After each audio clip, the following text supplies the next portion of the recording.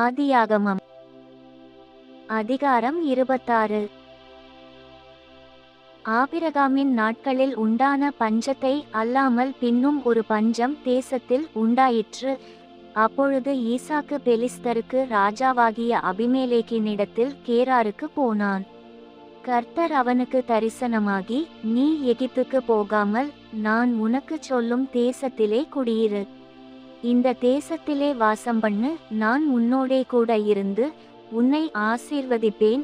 நான் உனக்கும் உன் சந்ததிக்கும் இந்த தேசங்கள் யாவையும் தந்து உன் தகப்பனாகிய ஆபிரகாமுக்கு நான் இட்ட ஆணையை நிறைவேற்றுவேன்.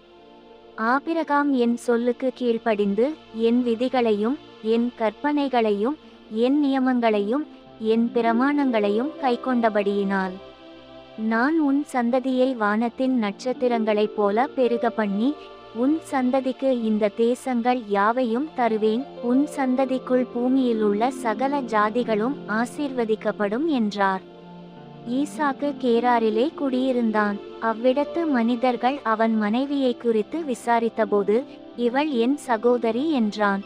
ரெபெக்காள் பார்வைக்கு அழகுள்ளவளானபடியால் அவ்விடத்து மனிதர்கள் அவள் நிமித்தம் தன்னை கொல்லுவார்கள் என்று எண்ணி அவளை தன் மனைவி என்று சொல்ல பயந்தான். அவன் அங்கே நெடுநாள் தங்கியிருக்கையில் பெலிஸ்தருக்கு ராஜாவாகிய அபிமெலேக்கு ஜன்னல் வழியாய் பார்க்கும்போது ஈசாக்கு தன் மனைவியாகிய ரெபெக்காளோடே விளையாடிக் கொண்டிருக்கிறதை கண்டான். அபிமெலேக்கு ஈசாக்கை அழைத்து, அவள் உன் மனைவியாயிருக்கிறாளே, பின்னே ஏன் அவளை உன் சகோதரி என்று சொன்னாய் என்றான். அதற்கு ஈசாக்கு, அவள் நிமித்தம் நான் சாகாதபடிக்கு இப்படி சொன்னேன் என்றான். அதற்கு அபிமெலேக்கு, எங்களிடத்தில் ஏன் இப்படி செய்தாய்?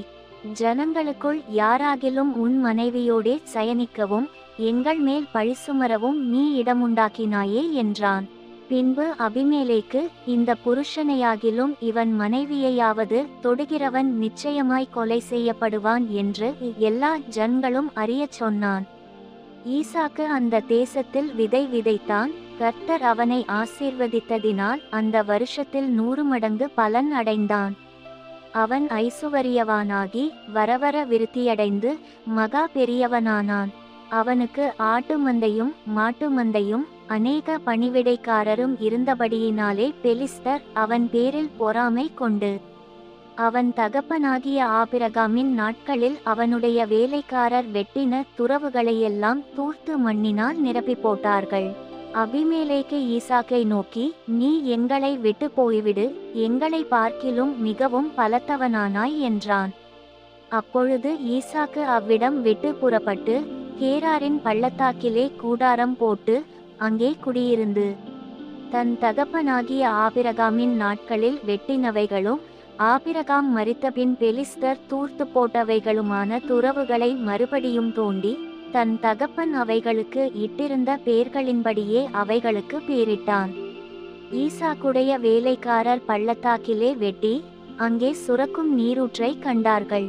கேராரூர் மேய்ப்பர் இந்த தண்ணீர் தங்களுடையது என்று சொல்லி ஈசாக்குடைய மேய்ப்பருடனே வாக்குவாதம் பண்ணினார்கள். அவர்கள் தன்னோடே வாக்குவாதம் பண்ணினபடியால் அந்த துறவுக்கு ஏசேக்கு என்று பேரிட்டான்.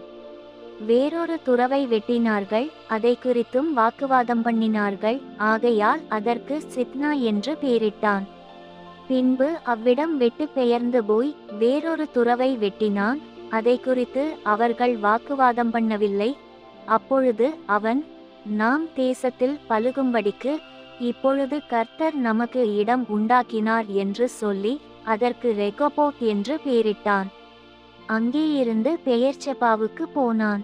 அன்று ராத்திரியிலே கர்த்தர் அவனுக்கு தரிசனமாகி, நான் உன் தகப்பனாகிய ஆபிரகாமுடைய தேவன், பயப்படாதே, நான் உன்னோடே கூட இருந்து என் ஊழியக்காரனாகிய ஆபிரகாமினிமித்தம் உன்னை ஆசீர்வதித்து உன் சந்ததியை பெருக பண்ணுவேன் என்றார்.